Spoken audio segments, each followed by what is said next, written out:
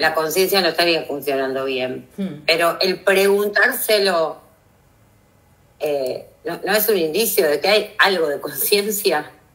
Porque el narci piensa que lo envidia y listo, no se pregunta si lo envidia o no lo envidia. Siente la envidia. Claro. Y la pregunta era, pero estaba un poquito dispersa, perdón, porque estaba conectando. No. Todo bien. No, lo que digo es, o sea, hay diferentes niveles de integración, entiendo, porque por supuesto, en la esquizofrenia, incluso, el preguntárselo ya, eso. Hay niveles de integración que van a terminar niveles de alteración, en mayor o menor medida, obvio, todo es así. Yo lo que les estoy diciendo es, esto hay que evaluarlo. En la cuestión de la persona narcisista, sí, está eso. Sí, Raiza. ¿Cuándo te das cuenta de que la conciencia empieza a fallar? No, chicos, esperen, son preguntas que las van a saber a fin de año. O sea, no se puede... bueno, aprovecho, no por vos, Raiza, digo en general. No se puede... es como que, no sé, yo le pregunto a un cardiólogo, ¿y cómo sé si el corazón le va a dar un infarto? Hay que muchas cosas ver antes. Si no, no existirían los estudios en profundidad de las cosas. Ahora, ¿cuándo te das cuenta que la conciencia está fallando? Ahora vamos a ver un poco qué cositas ir viendo. Pero es un indicador. Después hay que pasar por todo lo demás que vamos a ver, pasar por todo lo que vamos a ver hasta diciembre, y después el caso por caso, y evaluaciones psicodiagnósticas. No es que se puede decir así como así, pero sí los indicios para preocuparse, eso sí, lo vemos ahora, hoy mismo. Les decía, en el caso de una persona con esquizofrenia, sí es terrible el nivel de desintegración que hay, y obviamente las funciones psicológicas están bastante alteradas, para mal, digamos. Bueno, son, digamos, deficitarias, pero en cuestiones como una persona narcisista es menos grave, pero que hay alteración con lo que es real y lo que no es real y todo eso, sí. Y también de lo que es que viene de afuera, o sea, displacer, que como el bebé, vieron que les dije, el bebé que no sabe distinguir si el displacer viene de afuera o si es su propia pancita cuando tiene hambre, al narcisista también le pasa. Siente displacer, y ¿qué hace cuando una persona narcisista? Empecemos con los escenarios como la guardia, ¿no?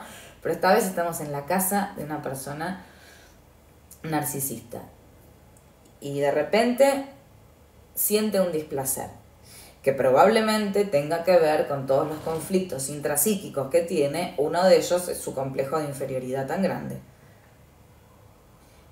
No es consciente, no es que el narcisista por dentro dice, ¡ay! Hoy me levanté con una conciencia de mi complejo de inferioridad, ¿no? No es así. Simplemente siente un displacer que no puede explicar por qué es. ¿Y entonces qué hace? ¿Qué saca de conclusión? ¿Que de dónde viene el malestar? De afuera. Obvio, de ustedes, del que tenga cerca. Del que tenga cerca. Si es el perro, lo va a patear. Si es la tele está fuerte, la va a patear. Si sos vos, te va a echar la culpa a vos. Si es un nene, el hijo, le va a echar la culpa al hijo. Y si es el jefe, va a ser el jefe. El primer elemento externo que tenga, o bueno, salvo que tenga un enemigo declarado en su cabeza, ¿no? Eso va a ser la fuente de malestar. Porque hay una incapacidad absoluta, y lo repito, incapacidad absoluta en la persona narcisista de tener autocrítica, reflexionar y preguntarse por qué le está pasando por dentro. No le entra una bala, y si hay algo que hace que estén en la clasificación de trastorno y que se lo ubique también dentro, para algunas corrientes dentro de las patologías de borde, es que no tienen capacidad de asociar nada. que todo es un abuso del mecanismo de proyección. Me siento mal y no pueden decir estoy así porque estoy de mal humor, porque hoy tengo esto, porque soy yo que veo la... No existe, es certeza de que es el otro. Siempre es algo exterior, siempre, siempre, siempre. Por eso, como son personas que tienen un malestar crónico y un displacer crónico con el que conviven, son personas que todo el tiempo le están echando la culpa de todo, cualquier cosa. Siempre viven en queja. Mientras que una persona, por ejemplo, con esquizofrenia, inclusive, o con una depresión, tiene mucha más capacidad de pensar y decir, aunque sea delirante, ¿no? Porque una persona con esquizofrenia puede decir, están todos en mi contra, nadie me quiere, me dicen que las voces, no sé. Pero se queda maquinando más por dentro. Una persona neurótica va a estar diciendo todo el tiempo rumiando, ¿no? ¿Qué es? ¿Por qué estoy así? ¿Qué me pasa? ¿Será esto? ¿Culpa de mi vieja? No sé. Un narcisista, nunca. Nunca. Siempre es certeza de displacer y que asocia absolutamente a lo primero que tenga enfrente. Por eso digo, ni siquiera hay un pensamiento rebuscado. Es lo que tenga literalmente enfrente. Una vez una chica me dijo, riéndose ella, ¿no? Que su pareja había salido a comprar para hacer un asado, no sé, o algo así, al supermercado, y se tropezó con había una baldosa floja y se tropezó, pisó, y la culpa era de ella, porque quería, ese día, querían comer un asado, por eso o algo así, y bueno, él se ofreció a ir, pero la culpa era de ella por querer comer asado. Es como, chicos, hay patología en eso, ¿no? Le faltaba decir la culpa de la baldosa y darle vida a un objeto ya. Ahora, una cosita más. Me viene el nunca hacerse cargo de nada, o por lo menos es lo que me pasó a mí, o me refiere, no hacerse cargo de absolutamente nada. Siempre es el otro, el otro, el otro, el otro. Siempre es ni siquiera el otro, lo otro, porque puede ser una cosa, un objeto. No lo digo porque en la psicosis siempre es una persona. En ellos puede ser una baldosa, o sea, o puede ser cualquier cosa. Es una locura realmente cuando uno empieza a observar como siempre me hicieron, me hacen. Y les iba a decir que inclusive habla muchísimo de el deterioro cognitivo de algún modo que tienen, porque hasta una persona, retomo, hay un deterioro siempre a nivel cognitivo, porque esto es un problema de cognición, es un problema de distorsionar lo que ven, pero cuando ustedes vean a una persona que consideran narcisista, pero que las culpas de las cosas estén como en una historia muy armada, ¿a qué se parece más? Si, por ejemplo, el culpable de todo siempre es, y arman como una cuestión más del orden de la imaginación, ¿a qué se parece más eso que a narcisismo? A una psicosis. A una alucinación, a un delirio. Algo más delirante, donde hay mucho más creatividad. La psicosis es mucho más creativa. Si bien a nivel psíquico una estructura psicótica es mucho más vulnerable y tiene muchas más probabilidades de deteriorarse, de sufrir, de enfermarse, por decir así, de descompensarse y de descompensarse de maneras fuertes, aún así su funcionamiento es mucho más creativo y aunque se vaya de eje tiene como internamente más recursos. La persona con patológico narcisismo ni siquiera tiene tanta creatividad. Entonces, cuando ya viene que los celos, porque en realidad estamos en celotipia quizás. Bueno, entonces, todo esto para decir 2 renglones nada más. Eso es la conciencia. Perdón. Sí. Vos estás refiriéndote de que en una psicosis hay mucho como más creatividad. Entonces, ¿a qué tipo de estructura perteneciera esto? Porque yo lo relaciono más a una psicosis, a una perversión, no lo veo de esta manera. Podría llegar a ser en algún caso que otro. Una neurosis, un tipo de neurosis histérica, no, tampoco. Por eso digo, lo relaciono más como una estructura psicótica, como dijiste, esas 3. Borde, más borde. Border. Si ya hay demasiado, podría ser más una estructura psicótica con mascarada narcisista. Claro, como la vez pasada hiciste una mirada sobre esta serie que yo había visto de Bebé Reno, ¿no? Y bueno, ahí se veía, ¿no? Esta cuestión. En ella se ve. Y también, perfecto. bueno, bien, en ella se ve digamos, son espejos. La psicosis con mascarada narcisista. Claro. Pero es tan evidente la psicosis, es tan fácil. El otro día lo hablaba con una paciente mía que es psicóloga también, me decía, bueno, ella es obviamente clarísimo que es una psicosis, pero ¿cuántos rasgos de narcisismo tiene? Muchos. Pero no es una narcisista, es una psicosis de acá a la China. Ya con solamente ver cómo escribe, que está muy bien pensado eso, desde mi iPhone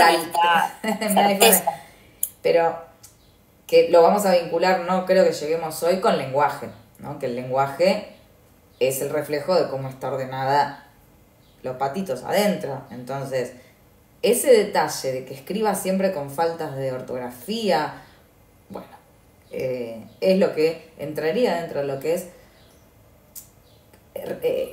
reflejo de la parte del pensamiento que está alterada, que se refleja en el lenguaje y en el lenguaje escrito. Y en todo lo que hay que pensar. No es solo que ella no tenía falta de ortografía. Están queriendo enviar el mensaje de que es un tema jodidamente complicado en lo mental. Pero bueno, siempre acuérdense de hacer esta diferenciación. Cuando vean un perfil narcisista, decir, ¿está montado sobre una estructura psicótica o sobre una estructura borde o sobre una estructura perversa? Acá preguntan Bebé Reno qué personalidad tenía. Él, no me focalicé tanto en él. A mí me parece un neurótico muy grave, con ciertos recursos muy limitados que lo hacen quedarse un poquito más atrás de la neurosis, un poco como borde. Igual, la verdad me enganché mucho más con el perfil de ella que con el de él. Para mí él tiene, ese punto fue que a él lo notaba más con una estructura borde, por los excesos también. Y tiene también. Por esta cuestión de una autoestima baja, por ese perfil bajo, la autoestima también estaba igual de los dos. Ella también con su autoestima, no hay un yo fortalecido en ninguno de los dos. El tema de la alteración también de la conducta que tiene. Y esta represión, un alto grado de represión también. Sí, pero si hay represión, ya se descarta borde. Por eso digo, lo que vos viste de borde es esta falta de último golpe de horno, pero es neurótico. Lo que pasa es que está tan grave ya en su neurosis justamente porque le falta como algo ahí. Necesita la terapia un tiempo, pero a un psicoanalista, no a lo que deben tener acá en Londres, en Inglaterra, que está hecha así. Y que le ajuste un poco el inconsciente, lo simbolice un poco todo. La culpa todo el tiempo también, Pía. La culpa todo el tiempo se veía en él. La culpa se ve mucho. No poder cortar con eso. No podía cortar. No es borde, porque un borde se hubieran terminado matado entre los dos, así que no. Pero bueno. Bueno, seguimos porque si no, no paramos más, no avanzamos. Eso es la conciencia. Ahora, ¿cómo la evaluamos? ¿Cómo hago yo para sentarme? Volvemos a la semana pasada y a la guardia. ¿Cómo hago yo para evaluar cómo está la conciencia? ¿Qué hago? Porque tengo que tener una especie de técnica. Me siento y lo empiezo a observar y nada más, no. Lo que tengo que observar son 3 cosas puntuales. ¿Cómo anda lo que vamos a llamar luminosidad? ¿Cómo anda lo que vamos a llamar amplitud? ¿Y cómo anda lo que vamos a llamar ordenamiento?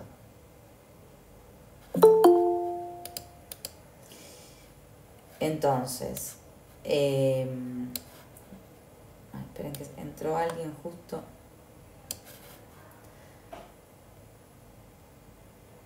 Bueno, y se me corrió la cámara y no veo. Ahí está. A ver, ¿por qué les digo lo que vamos a llamar? Porque, a ver, hay millones de formas de mencionar y de observar lo mismo. Pero bueno, a mí me gustó esta porque me parece que para el tipo de alumnos que son ustedes y que muchos no tienen estudios en salud o muchos tienen estudios pero no oficiales, otros son estudiantes, me pareció el más sencillo para que todos puedan llevarse algo, ¿no? Y que nadie se quede afuera. Vamos a observar a una persona hablando y vamos a decir, ¿cómo anda la luminosidad? ¿Qué es? ¿Es de todo lo que va contando? Pues nosotros vamos a estar, ¿cómo estás? ¿Cómo te sentís? Contame por qué estás acá. O vamos a estar en una cita, en Tinder también. Sirve para todo. Sirve para todo. Bueno,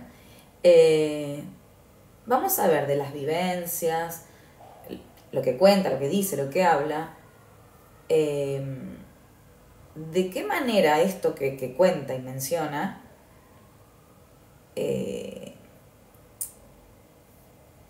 está iluminado. Me refiero a si lo que cuenta se nota que lo cuenta como si fuese un recuerdo vívido.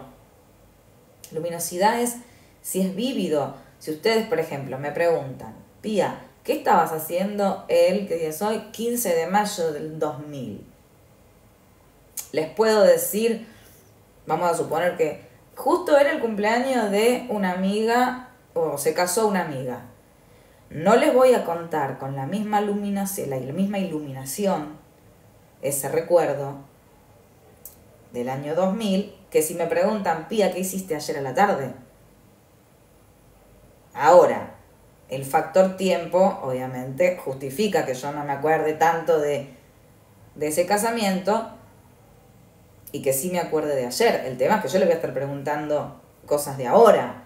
Si yo veo que me está contando algo, pero no hay mucha luminosidad en lo que me cuenta, como que no hay mucho detalle, no detalle, que no hay como...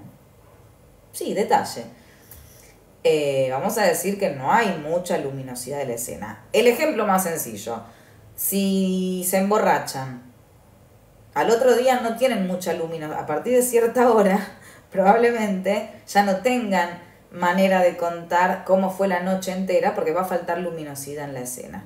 Van a decir, sí, fuimos a un bar, llegamos y en un momento, no sé, no me acuerdo, en un momento estábamos bailando acá, después fuimos al baño. Esa cosa de que se pueden acordar la cronología, pero no hay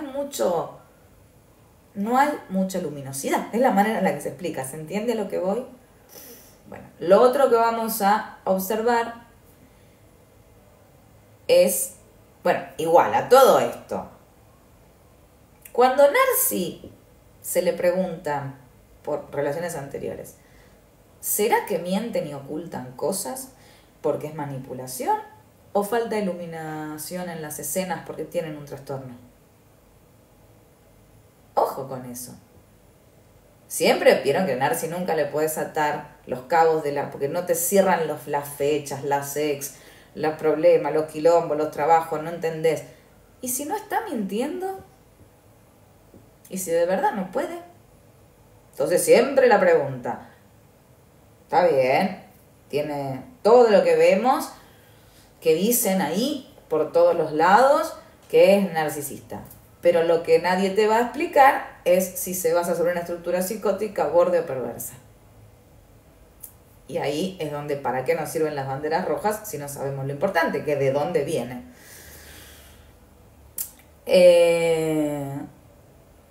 Si Reno, él, hubiera tomado mis clases, no le hubiera pasado lo que le pasó. Pues se hubiera dado cuenta que era una psicosis de entrada, desde el día 1. Y hubiera sabido cómo tratarla y todos salían menos heridos. Ella, por no recibir un trato que la verdad no merecía desde mi punto de vista en algunas cosas, y él porque no se hubiera enroscado tanto con la culpa, con lo que me dice. Por eso siempre digo que hay que hacer mucha prevención. Bueno, esa es la luminosidad.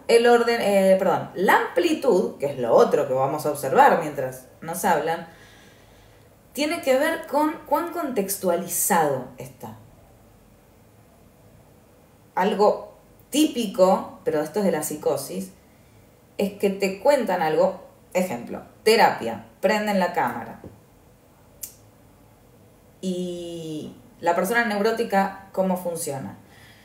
Hola, ¿cómo estás? Bueno, te cuento un poco. Resulta que yo conocí un chico, este chico se llama así, tiene tantos años, hace tanto tiempo que estamos, nos conocimos y te da detalles, tiene 2 hermanos, bueno, uno se llama así. La persona con psicosis te habla como si vos ya conocieras a los personajes. Es como que no contextualizan.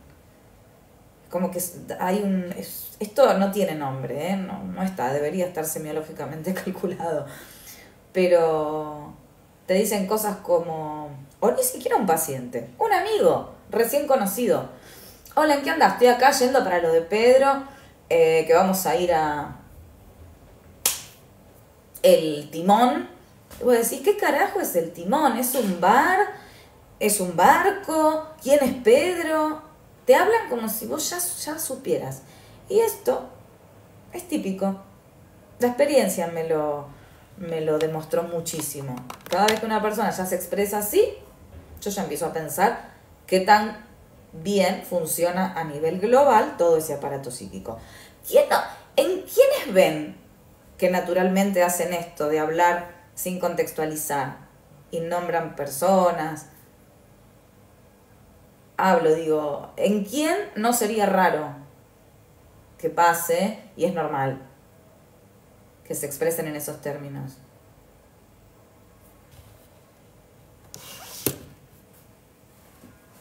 Y yo, por ejemplo, Pía, la vez pasada me pasó, y creo que la esquizofrenia puede ser que no se dé eso detalles o se hable muy general. Eso es lo que acabo de decir, Yo digo, pero ¿en quiénes es normal que pase esto? No que se ve frecuentemente, digo que está bien que así sea. En los abuelos dicen. No, en los niños. Los nenes hablan así, a los 3 años te dicen, fui a la casa de Pepita. Pues, ¿y quién es Pepita? ¿Es tu amiguita? Sí, y ahí le vamos enseñando a nosotros cómo tiene que intercambiar una comunicación con otro. Los chicos creen que no, es así. Bueno, pero no está bien si a los 40 sigues hablando igual. Entonces, la amplitud tiene que ver con eso, con contextualizar, con la extensión que le ponemos a las cosas. Es muy importante. Y que es, esa parte, ¿se entendió, no?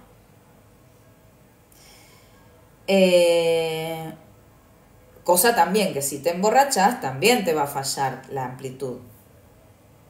Porque vas a decir, y en un momento estábamos, no sé ni cómo llegamos ahí, pero sé que había ruido, sé que había una cortina de este color, sé que había unos sillones.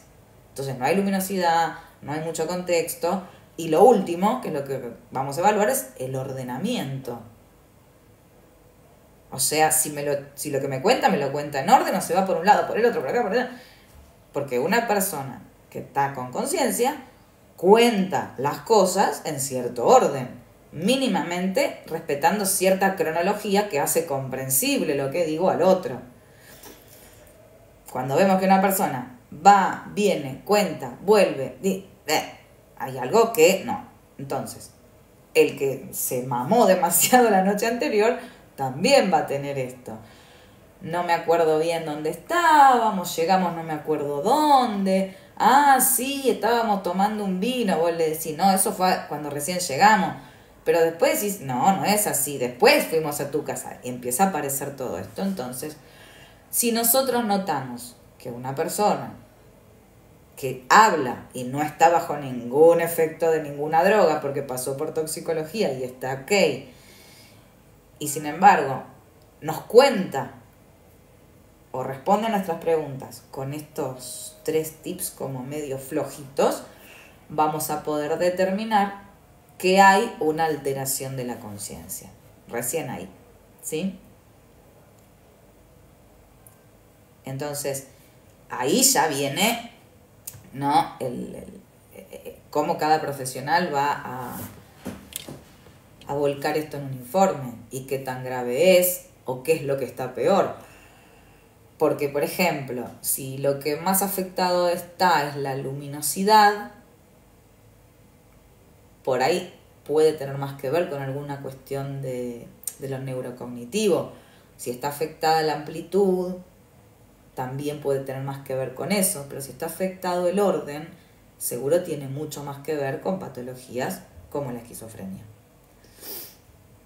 Pía, te quería hacer una pregunta al respecto. Esto de un discurso desordenado, digamos, de un relato que no es lúcido o como que tiene baches y no puede definir fechas y todo, ¿puede obedecer a un estrés postraumático, Sí. Algo que... ¿Sí? El estrés postraumático no te deja como si fueras una persona con esquizofrenia. Más por o eso. menos, más Y o es menos. caso con un tratamiento. Sí, es reversible. Sí, es una pregunta. Obvio, es reversible y se soluciona. Salvo que a una persona con estructura psicótica caiga en manos de una persona narcisista que la lleva al extremo de un estrés postraumático y que realmente en realidad no diríamos que quedó con estrés postraumático, sino que la descompensó, la brotó, le rompió la cabeza y ya ahí no hay vuelta atrás. Por eso hay que tener mucho cuidado, porque no toda persona que consulta por un abuso narcisista es simplemente que lo que tiene es producto del narcisista. A veces es que ese hombre o esa mujer dio el martillazo final para romper algo que ya de por sí tenía muchas más chances de romperse que otros casos. Una pena cuando pasa eso, pero inclusive, bueno, ya llegaremos en algún momento a lo que es estrés postraumático, pero también tiene su cosa, porque a veces cuando es sobre la base de una psicosis, es más fácil arreglar la psicosis de base que si es un estrés postraumático en un neurótico y le destrozó el yo y tiene que volver a rearmarse. A veces el camino es más difícil. Aunque tenga más éxito al final del camino, es más difícil el recorrido. Bueno, evaluaremos todo esto de cómo está la conciencia. Repito, para los que se enganchan así y prenden, no estoy hablando de trastorno narcisista de la personalidad, estoy hablando de psiquiatría general y dando ejemplos respecto a cómo se ven ciertas cosas en los narcisistas. Así que y en las personas dentro del espectro, que son todas las demás patologías psiquiátricas que existen. Bueno, una vez que tenemos esto de la evaluación de la conciencia, vamos a tener que preguntarnos si hay conciencia de situación y si hay conciencia de enfermedad, que son dos cosas distintas. Yo diría conciencia de trastorno, pero bueno, en medicina se habla en términos de enfermedad todavía y salud. Conciencia de situación es si la persona es consciente de la situación en la que se encuentra. Ejemplo, guardia psiquiátrica. Le preguntamos, ¿vos sabés que estás en un psiquiátrico? Sí, sé que estoy en un hospital psiquiátrico, sé que vine acá porque tengo insomnio, como dicen todos, o que estoy acá porque lo que sea. Está bien, tienen conciencia de su situación, no es que creen que están en un parque de diversiones. La conciencia de enfermedad es si tienen conciencia de las repercusiones que tiene en su vida la patología que tienen. Es rarísimo encontrar personas con conciencia de enfermedad cuando son patologías graves, pero algunos casos hay. Siempre cuento el mismo ejemplo, perdón mis alumnos de toda la vida, lo han escuchado 100 veces. Pero una vez que vi muy claramente la conciencia de enfermedad fue en un paciente que en una clínica en Caballito que tenía esquizofrenia paranoide. Entonces, bueno, siempre pensaba que alguien le estaba haciendo algo, ¿no? Y en un momento me golpeó la puerta y me dijo, Pía, la chica de limpieza siempre deja mi cama para lo último. Y yo necesito descansar. Bueno, señor grande. Me dice, ¿me lo hace a propósito o es mi paranoia? Eso es tener conciencia. Entonces le dije, no, es tu paranoia, claramente. ¿Segura, no? Sí, le digo, no vas a desconfiar de mí. Entonces se ríe y puede seguir adelante. Tiene conciencia. Porque si no tuviera conciencia, vendría con una queja a decir que de verdad hay un complot contra él. Bueno, la persona narcisista, ¿qué les parece? ¿Tiene conciencia? No. Ese sí que no. Ese sí que no. Lo único que se podría lograr con terapia, si es que fuesen a terapia, es que tengan conciencia de que logren llegar a esta conciencia, pero no van a dejar de hacer lo que hacen. O sea, solución no hay. Lo máximo es lograr que tengan conciencia y que puedan llegar a limitarse un poco en algunas conductas sabiendo que no se debe hacer. Pero es como adiestrar. A ver, interiorizar y hacer un cambio interno que los haga funcionar de otra manera no va a pasar. Por eso se dice, por eso decimos, y está muy bien que lo digamos todos, que no hay tratamiento posible para el narcisismo cuando está arraigado así y es un trastorno en serio. No cuando hay rasgos, cuando es un trastorno en serio, para que la terapia solamente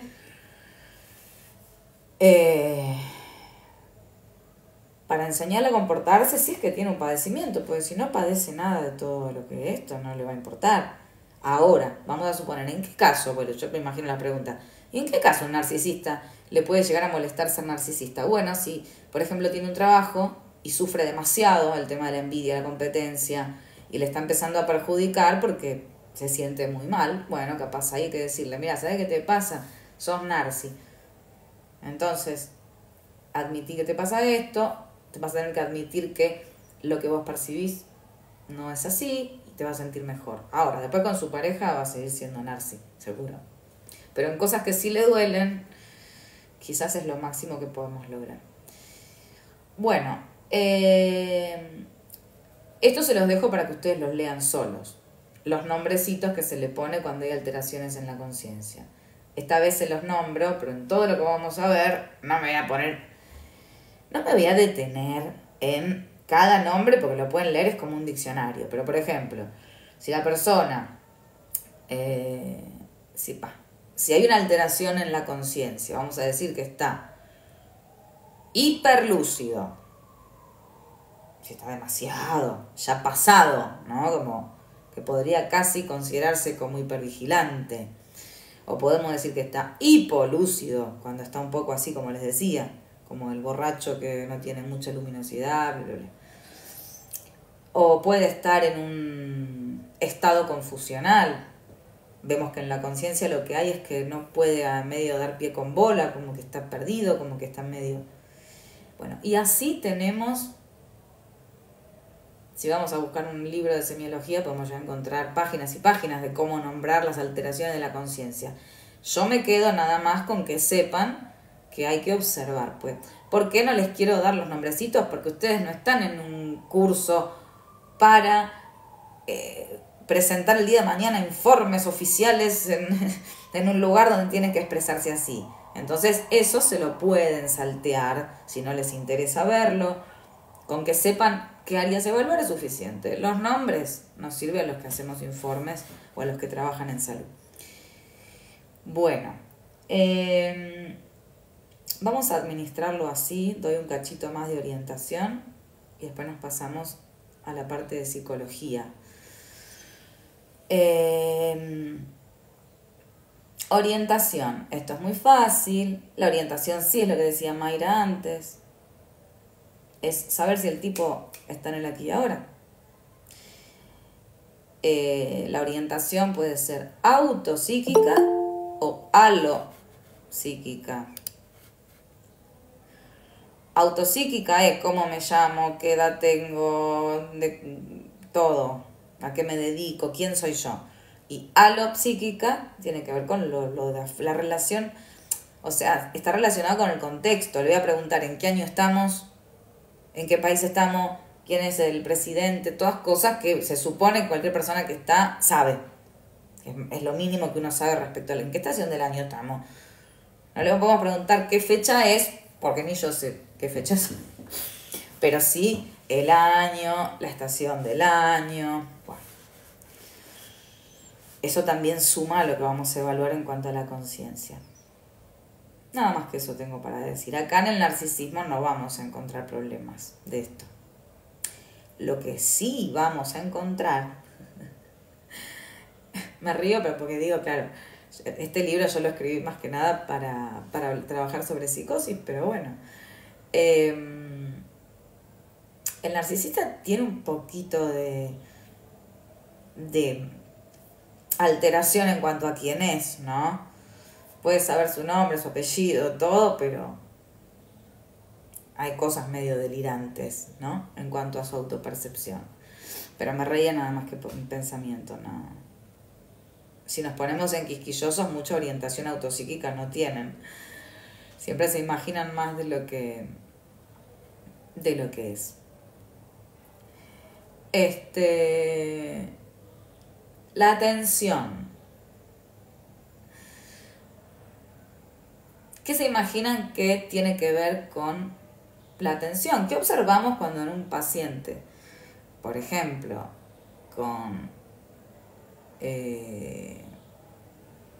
cualquier patología, como puede ser cualquiera de las que están clasificadas, queremos ver cómo está su atención?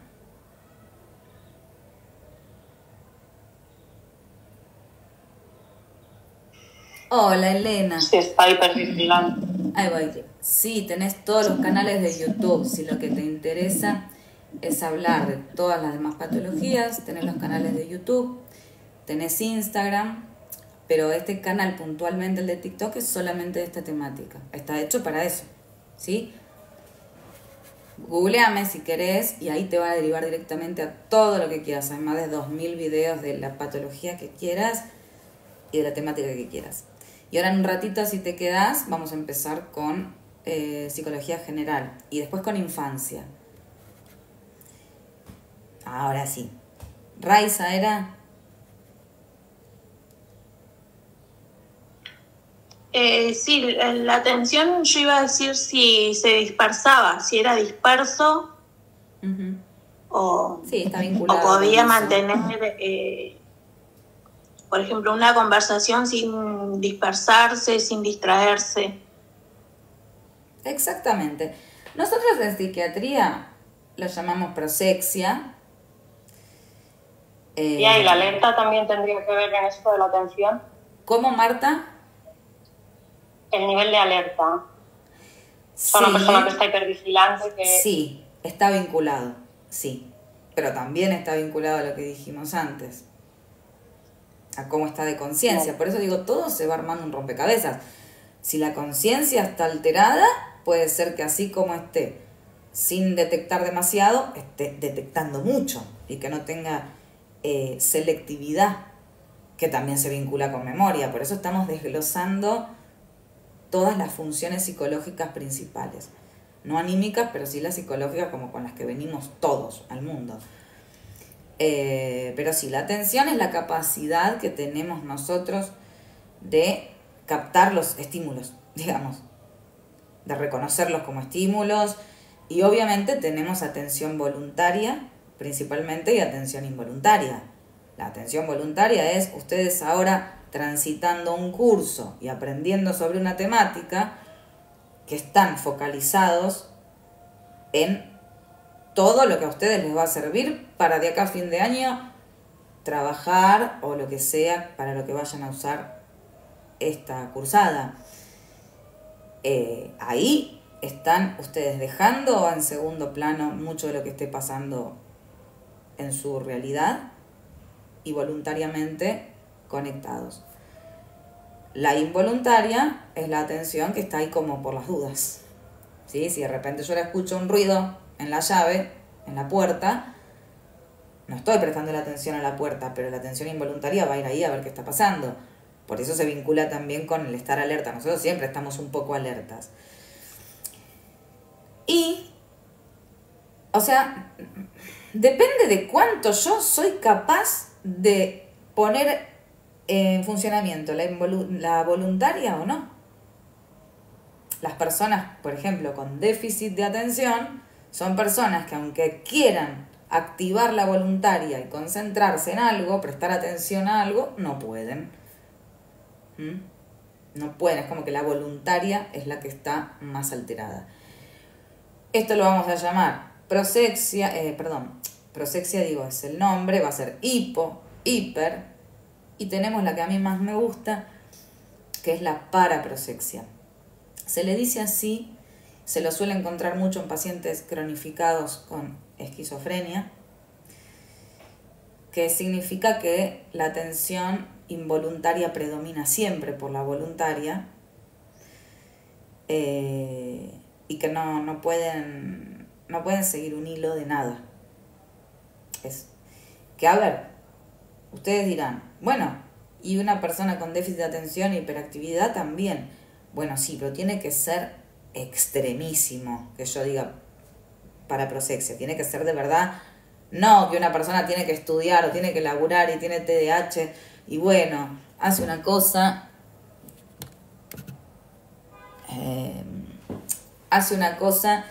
y de repente enseguida vuela una mosca y no puede ser tan rápida. No, hablamos de una persona que le decís, ¿cómo estás?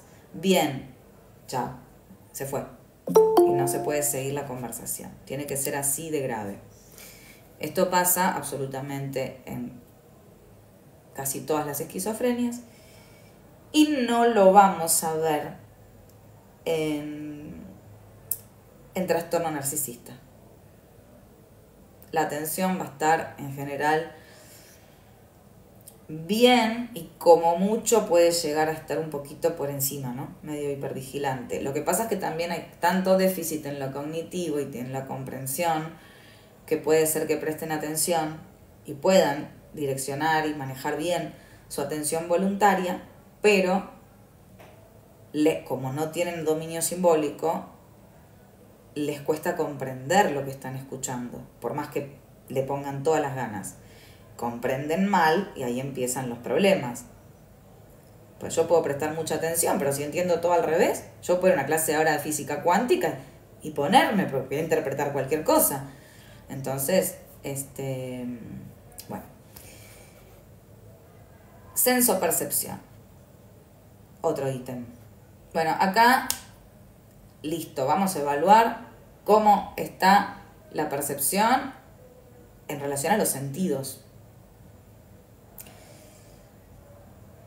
Y tenemos varios tipos de alteraciones en la sensopercepción.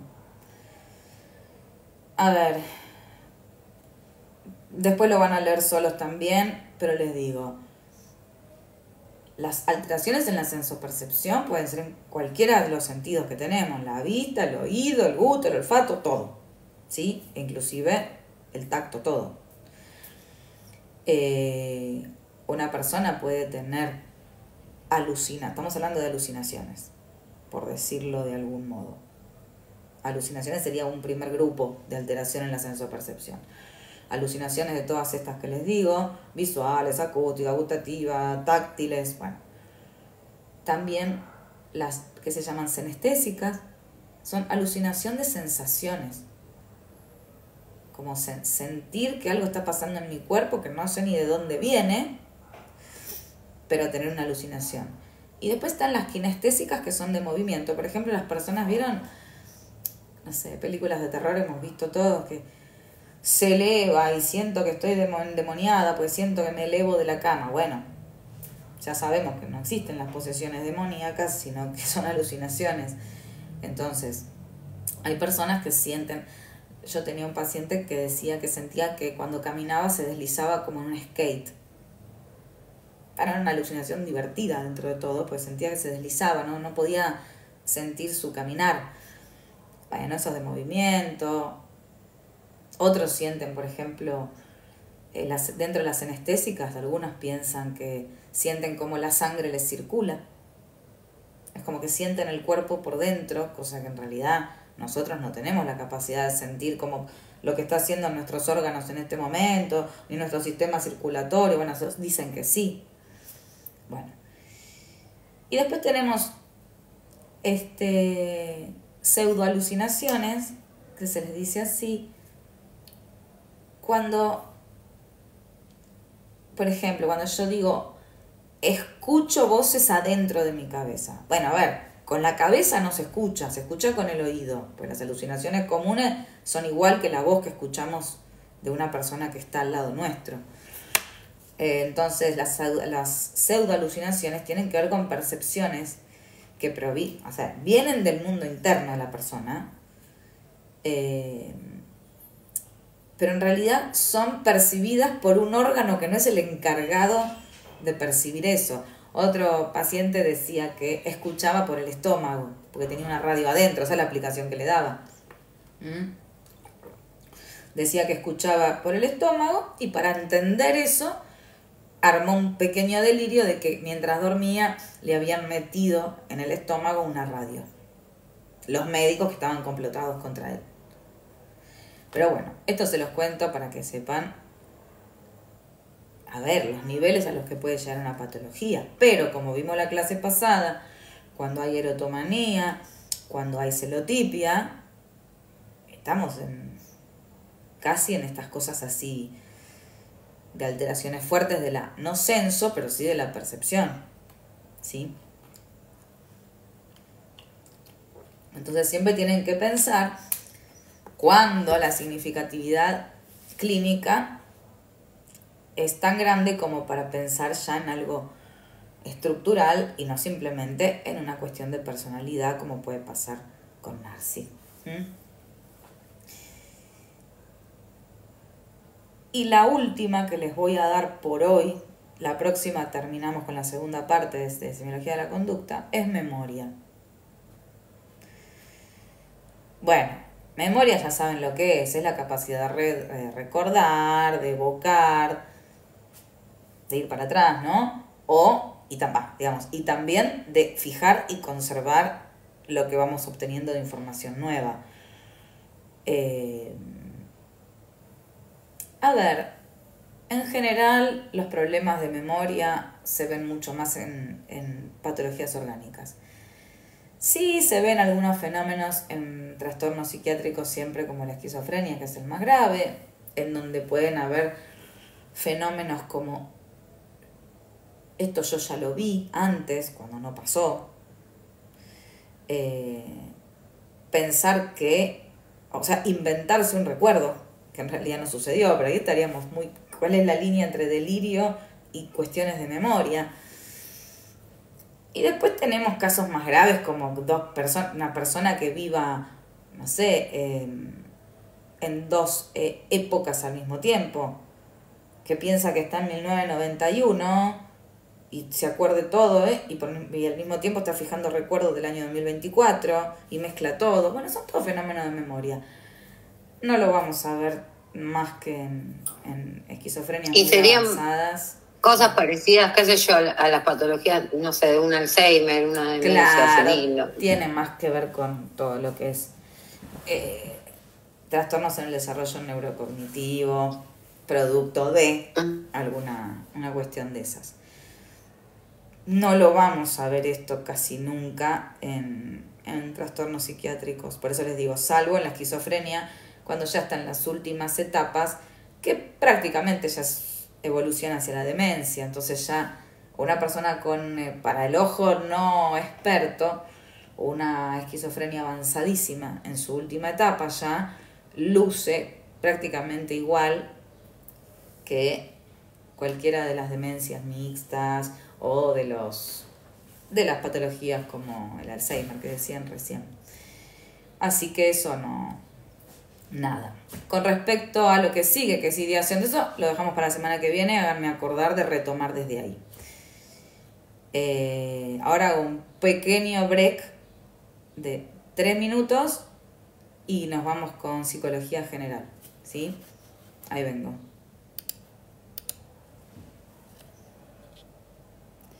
Vuelvo en 2 minutos.